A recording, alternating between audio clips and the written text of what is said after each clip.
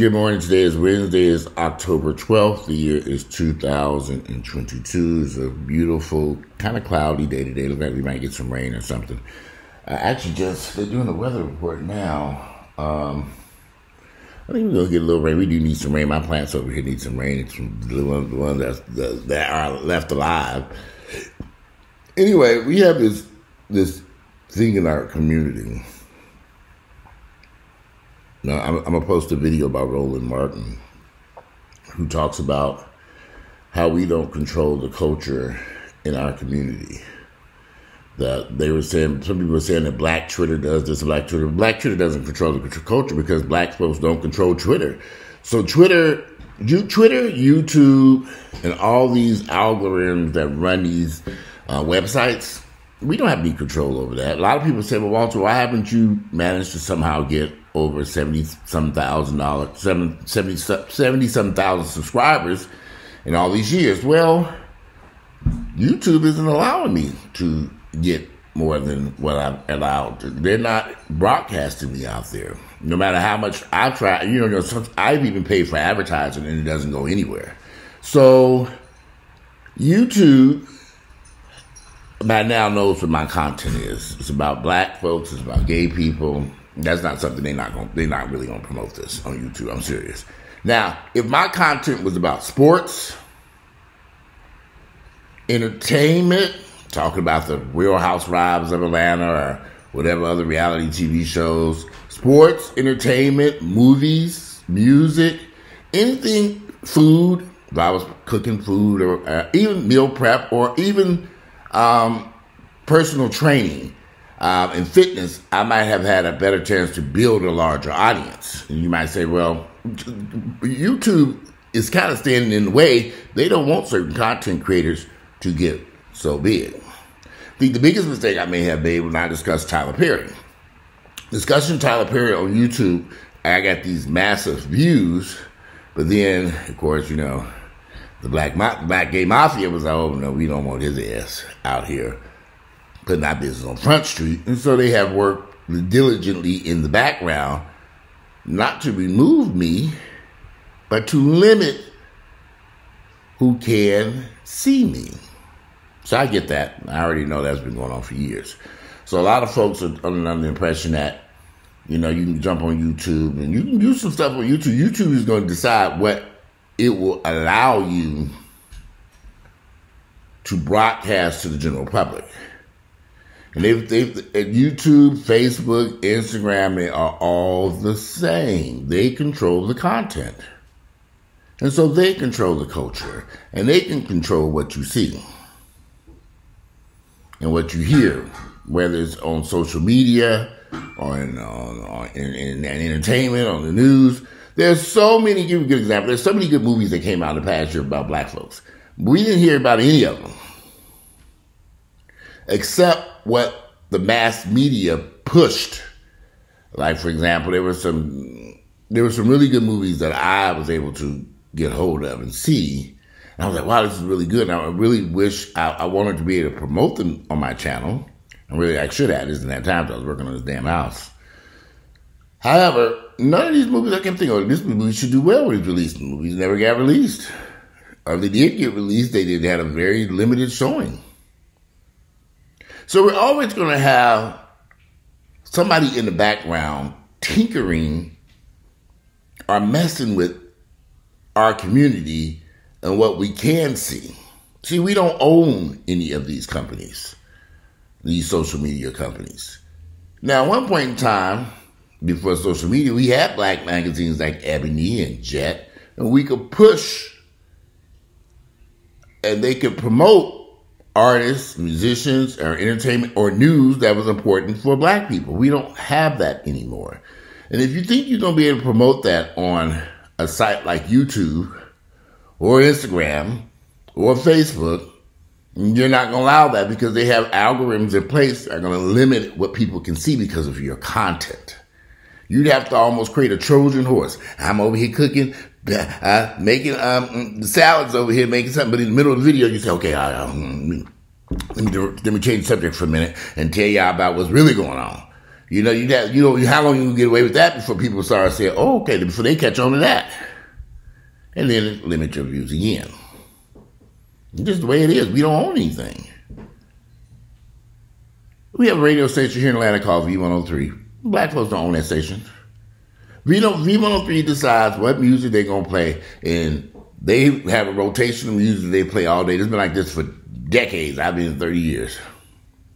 Now, the good thing is V103 is not as popular as it used to be when I first moved here. There's so many other avenues for entertainment on radio stations or Pandora. I have a Sonos music system here at the house, and I always listen. I use the XM radio. I ain't listened to V103 in so long. I don't even drive down the street, turn on V103. I get in my car and just turn it on XM radio chill. That's what I listen to most all day long. Just to calm me down and chill out and enjoy life. I can't listen to all that hip hop and rap. But that's important to understand. How did rap become such a big cultural influence on black folks? Black folks didn't do it, and rap musicians didn't do it. The people who own the radio stations and the record companies, they pushed this shit. And they're white folks. They didn't look like you and I. They pushed this stuff into the mainstream black America and pushed it on us to accept it. Because all the other R&B artists, great R&B artists, got shoved to the side. They didn't want that no more. Y'all, and this is the thing that concerns me. I was born in 1970. Dr. Martin Luther King was killed in 1969 or 1968. He was 68. I think he was killed 2 years before I was born. After Martin Luther King was killed in the civil rights movement, these white folks who control this country, and let's just be honest, it's run by a bunch of white folks, racist white folks, that they wanted to make sure that we would never, ever have that type of strong leadership in this country again. That's why the black family has been under attack since the 70s and 80s and 90s. They didn't want these black men to lead these households. They didn't want these black men to get an education and have successful companies. They didn't want none of this to happen. That's why they took all the vocational tech out of these schools. See, we're not paying attention because, see, we don't control the school system. We just attend it. Yeah, you might have black teachers and black superintendents, black folks, but the whole agenda is set on the state level and the federal level, and we're not there. That's why I absolutely hate the public school systems for black Americans, because it's not working out for us at all, none whatsoever, period. I was so furious years ago, this is why I don't like Oprah, when Oprah jumped on her private plane and flew over to Africa and started that school for those children in Africa, fine. But she made an ignorant comment that black folks have chosen, she made it seem as if black Americans had this great school system here and we were choosing not to participate. The school system has not been great for black folks, ever. So I'm just trying to think, what was she thinking? But Oprah don't know no better. She's in the fantasy world. She's not out here in the streets seeing what's going on. She's not in these schools, seeing the chaos and confusion in these classrooms now. She's not understanding how these schools have lost control and cannot get control of these students in these classrooms, and that is on purpose. They don't want you niggas to get an education on that level. So when I hear people making these comments, I always say, wow, do y'all not understand? Or you don't get what has happened to the American school system? We don't control the agenda. They don't want you to control the agenda.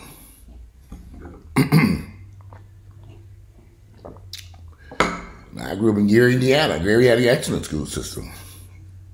And you better believe the state of Indiana decided to destroy Gary because they didn't like the fact that them kids were learning how to read and write in Gary, Indiana, over in Lake County. I believe it was Lake County. They didn't like that. When the state people are looking at test scores and they see the students, they know, oh my God, these people in Gary are doing better than other parts of the state. They didn't like that. That's why they set out to destroy Gary by building the city of Maryville, Indiana, right next door, and then drain Gary of all his taxes and resources and businesses and everything else, which left Gary defunct and not able to function like a normal city because he didn't have the tax base anymore. And all these empty businesses downtown Gary, where there were normal businesses that would have been thriving. But if you don't know your history and it ain't being taught, you wouldn't know that the Indiana state legislature changed laws that purposely harmed Gary, Indiana, because all them middle-class blacks were over there and they didn't like that. They didn't like it. We don't control anything if you don't. So it's kind of hard for people to say, what can we do about it? What can we do about it? Well, the first thing black folks have got to do, and I don't know how they're going to do this, they got to get these kids out of these public schools. They have to start getting children into some type of, now I'm talking about no charter schools either. We need our own schools. Not everybody can go to these schools. Obviously, it's going to be very expensive. You have to take the cream of the crop. You got to test them in, test them out. You can go. We have to change how we think about education and where we, get an education from. Because if you think sending your children up to the public school system is working out in y'all's favor, y'all better look around. I have met so many children, so many people younger than me. I'm 52 years of age. I don't know why people think I'm younger than me. I'm 52. I done said it 10 million times. I was having an argument with somebody. I said to him, I thought you were 36. 36? Where the hell you get that from? I'm never not disclose my age. I'm 52. I'm proud of it. A lot of folks didn't make it 52. I'm trying to get to 53 and 63. Maybe 73 and 83. I don't know about 93. A bit old up there. But anyway, I have met so many people, younger people in their 20s and 30s, who come into my home and we're working on something and they have no clue how to work a laptop. What are they doing? You know how to do this? How could you graduate in 2001, 2002, 2003, 2004, 2005, graduate from high school and have no clue how to use a computer? Or lack the basic skills on how to make this shit function? I find this very odd. I learned how to use a computer, an Apple computer, back in middle school in Gary, Indiana. We had these little, I forget, Macs. It was something type of computer we were using back then. Now, the technology has, of course, come a long way. But you would think these kids were going to a school system today should know how to use a laptop, work on a computer, do all this stuff. I've been shocked. Totally shocked. And another thing, so many of these kids cannot read today. I'm like, what in the hell is going on here? How could you go to school and graduate, but you're really functionally illiterate, you cannot read? Or if you are reading, you can't comprehend what you're reading. You have to be able to read it and comprehend it. But if you read it and you still don't understand it, then what is going on here? You don't know what these words mean? Now I've seen this repeatedly. And some of these people are in college. I'm like, you over at Morehouse. You're at Georgia State. You're at University of Georgia, going to school. What's going on here? How could you all not know how to do this stuff? How could you sit here and not know how to use a computer and do this basic computer skills? That should be easy.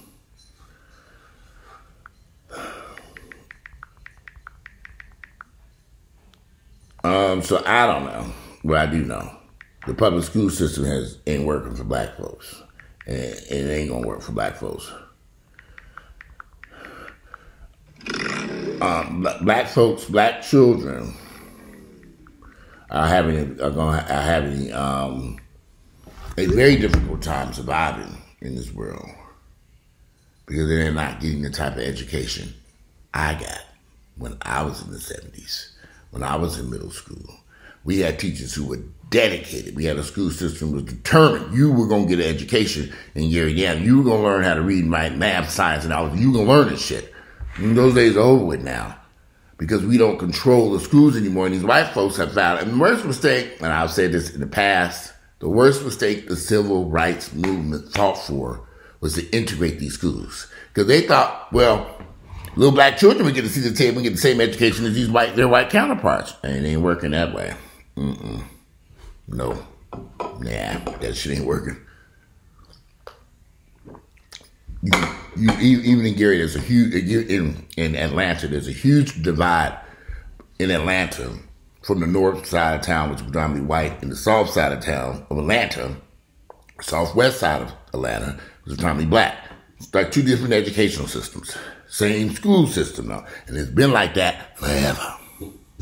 So where does the equal education come from? You're not getting equal education if those white counterparts in public schools on the north side of town, the situation is completely different over there.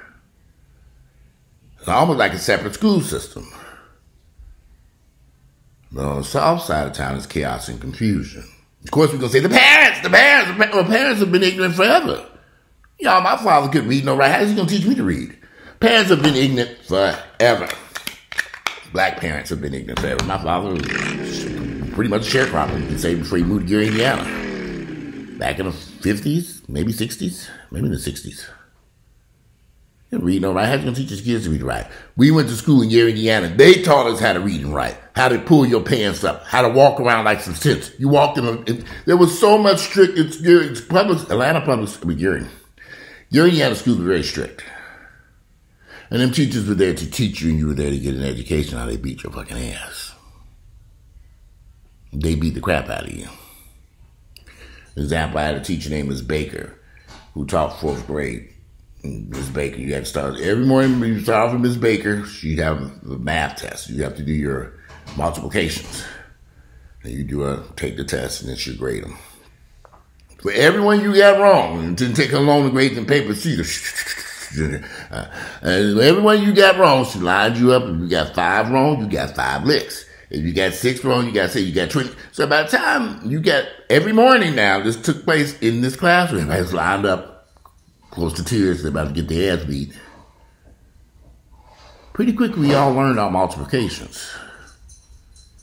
We learned them and fast because nobody want to keep getting their ass tore up every damn day.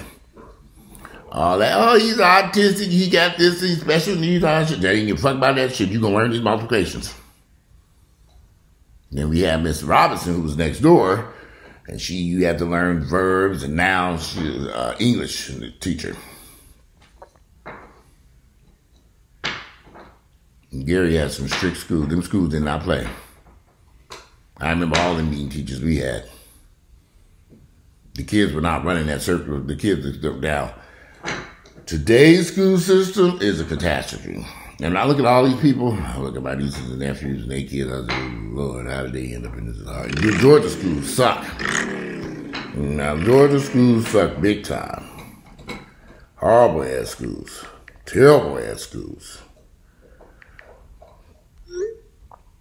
Horrible, horrible, horrible ass schools. What is this? I know what I need to get out of this video. I need to call about these damn shower doors that's supposed to be delivered. And people are supposed to call their ass this morning. They say, you're going to deliver today. I'm so sick of their asses. They're supposed to deliver the shower door last Friday. But of course, I said it Friday and no nothing showed up. You know, it's terrible to be on Friday. I tend to kind of like to get out and do some stuff. But I was sitting there waiting for... The funny part is I saw a truck driving up and down the street, and I wish I had ran down at the foot of that hill and met that truck and just to say, what are you looking for? So today I will be here sitting up on the top of this hill looking down. If I see a truck going back and forth, I'm going to run my ass down there. But it looked like there was a truck that was, I don't think it was a delivery truck. It looked like I was trying to pick up some furniture or something. It looked like it was some type, some people donate furniture or something. I really couldn't see, but I was reading the truck. I was trying to read it. Anyway, I'll stop subject matter a little bit. But no, the public school system ain't working for black folks because we don't control it. And they don't want you niggas, children. They don't want y'all to get an education. And if y'all sitting around thinking that your children, I didn't want any children. I just didn't. I didn't want to bring any black children into this world because I didn't people say, he was like, yo, legacy, child. I don't give a damn about no damn legacy, honey. I don't want to deal with the headache, pain, and trauma of bringing children into this fucked up ass world and having to deal with them in these schools. And if I had children, they would have to go to private school. I would homeschool my children. And then we'd have to go out there. I'd have to figure, so I'd probably have to get them out of the United States. Which if I decided, I made a decision. I've been looking at other countries like Ghana. Yeah, I'm serious. If I decide to decision now, I don't want to keep this house, and I decide to sell, I'm leaving the USA, and I've had enough of this. I mean, I'm at an age where I want to go out and see the world, and not just stare at a bunch of the ignorance that I have witnessed here in the United States, whether it's from racism or black people who I just seem so lost. I'm so over the black gay community here. I don't even want to be bothered with them at all because they get on my fucking nerves. When you reach a point in life where you say, I've had enough. I've seen it all. I'm going to be bothered. You know, I love to have intellectual conversations with people and discuss stuff. It's kind of hard to find people to discuss stuff with in heaven. But you can discuss Real Housewives of Atlanta and all this other fucking bullshit. That's why I kind of sit here by myself in this house with this little dog running around chewing on his damn bone this morning and drinking my damn cup of coffee. We don't control the culture we don't control the education. We don't control it because somebody else is calling shots for us. And somebody else has made black folks out to be fools.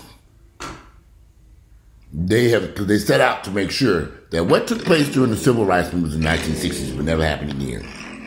Because to make sure y'all were going to be dumb and stupid and had no access to resources or anything. Some people are able to break out of this matrix. A few of them are, but not a lot. I see a lot of people stuck. I meet them all the time who they're stuck in the matrix. Especially when they got their pants hanging down, tattoos all over the place, and piercings. I say, y'all don't even know, smell like weed from sun up to sundown. I've never understood this weed addiction thing, but it's an addiction like anything else.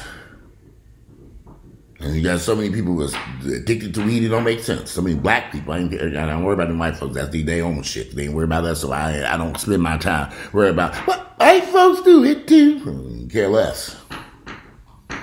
But anyway, it's a little longer than what I wanted. But today, I'm going to be out in the bathroom. Coffee getting in. Good. Today is Wednesday, October the 12th. And it is going on 10 o'clock in the morning. I'm waiting for a contractor to get here. We got to do some working.